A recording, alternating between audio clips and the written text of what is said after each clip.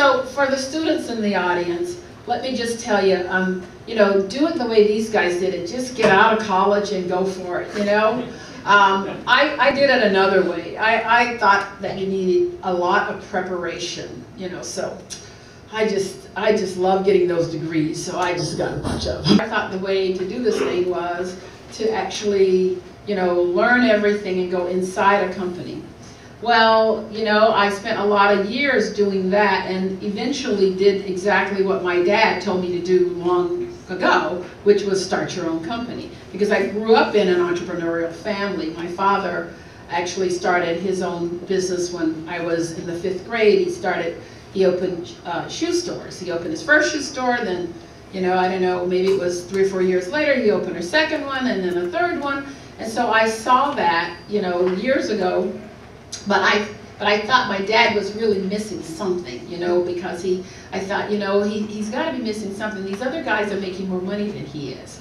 And, you know, so I thought that he wasn't prepared. And so I went off and did all of this work. And I found that I'm having the most fun now. And the reason why I'm having the most fun now is because I've always been a serial entrepreneur. I did it inside companies, and now I get to do it, and nobody gets to tell me it's not a good idea because, you know, it's my risk. I'm the guy taking the risk. So I mean, I really, truly love it. And the thing that I found in starting Market Designs in 2004. So I'm kind of a neophyte, a baby at this, that I said, you know, you just look at where are the opportunities, what's missing, what does the world need, but more particularly, I chose what does an industry need, like the travel industry. And knowing as much as I did about it, coming from my e-commerce background, I realized that the industry really had problems when it came to distribution. And so we really had to figure out how do we do a multi-channel distribution deal, build a consulting firm that doesn't actually build products, but, you know, was smart enough to actually go and help everybody else build their products. So I took the learning that I had gained from WorldSpan, where I ran all of our global e-commerce business. I also ran our worldwide travel supplier business, which was all of our relationships with airlines throughout the world. And I don't know how many of you here in the audience know WorldSpan, but it's a company that is headquartered here. It's no longer WorldSpan, but at the time that I worked there, it was owned by Delta Airlines, Northwest Airlines, and TWA was one of the initial owners, and then that was sold to American when TWA went out of business. But the whole thing is it's a technology company. So my background was technology, so using the technology along with the marketing to figure out, you know, world-class distribution for your products. And so what I did was take that and created a company, and now that company, Market Designs, works all over the world because we have a really unique skill set. And our unique skill set is, just so you're aware, whenever you sit in those airline seats, if there's anybody here from Delta, they'll tell you there's a science to it. We like to think that why every seat costs, you know, why you sit next to a guy and he paid $200 and you paid $500. Well, that's what we do. We figure out how to get you to pay $500. We figure out, you know, which channel will pay more.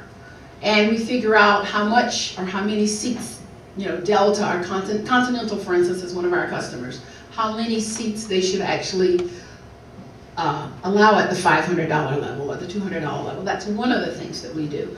We figure out where should they place their seats. I mean, so this is not a willy-nilly kind of business. There's a lot of thought put into what to sell you, when to sell it to you, how many times a day to change those fares. And I'm just talking about the fare side of the business. There's a lot of other pieces to the business that we also do. We also help them build applications, like right now with all of the social networking that's going on. We actually help them figure out kind of which social network they should be in, how, what should the messages be relative to for that particular network, and then also, how can they pull that back into the distribution system and get payments for it. So we think of ways for them to make money at everything they do. And that's just on the airline side of the business. We also work in the hotel side of the business. We work for car rental companies. We work for large multi-travel management companies.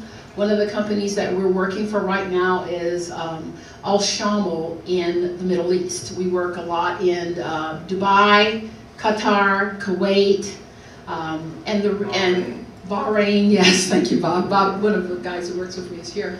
And the reason why they hired us is because, as I said, it's hard to get the group of guys that I have put together in my company with the unique skill set of understanding all of the various global distribution systems, and then understanding how you apply, not just in that channel, but also in the online channels and the online tools like the one that I sold to Chris.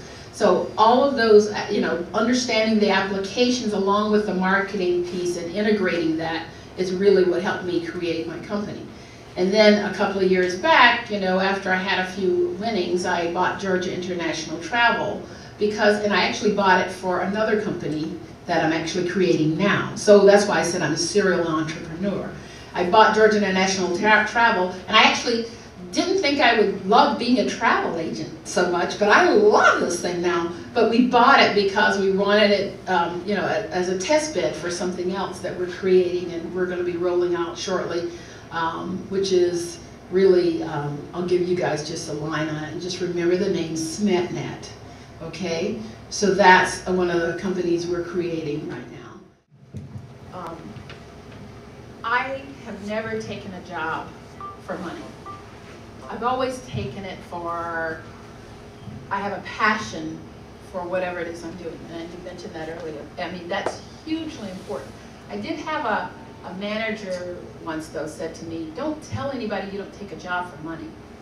But you know what? I've never had a problem making money.